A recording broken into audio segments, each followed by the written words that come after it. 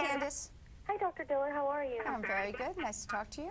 You too. Thank you so much for joining me. I appreciate it. Sure. So what is National Women's Health Week, and why should we celebrate it? National Women's Health Week is an initiative to remind women that they need to look after their health, even if it's not their natural instinct. Women tend to be the caretakers. They take care of their children. They take care of their parents. They even take care of their mates.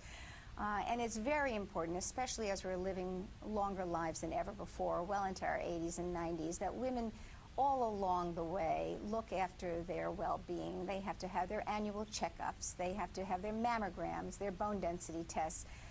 It's a critically important thing for women to do, much the way when they say on a plane that you're supposed to take the oxygen mask before you help somebody else. That's what National Women's Health Week is about. And why don't women make discussing their health a priority? I think it's probably rooted in the fact that for hundreds and thousands of years, women's primary role was to attract a mate, procreate, and then take care of others. And we're probably a little hardwired to do that. And even though women have changed their roles so much in the last 50 years and do so many other things, probably it's a very hard instinct to battle against, to put oneself first as a woman. And that's what we have to do now that we're living longer. And can you talk to us about menopause? Sure. Menopause is a natural transitional phase of life. It is not a one-size-fits-all experience. It can start as early as one's 30s, in perimenopause that leads to menopause, which happens most often somewhere in one's 50s. And it's the marker of the end of fertility. It's when menstruation ceases. The problem with what we have done with the phase of menopause is we've stigmatized it.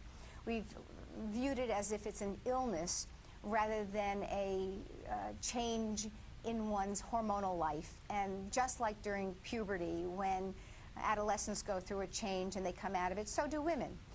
So it's really important that women are out there talking to one another, going to a website like poise.com, which I have joined as one of their experts, where women talk to other women about what they're experiencing. So we take the stigma out of a natural phase of life.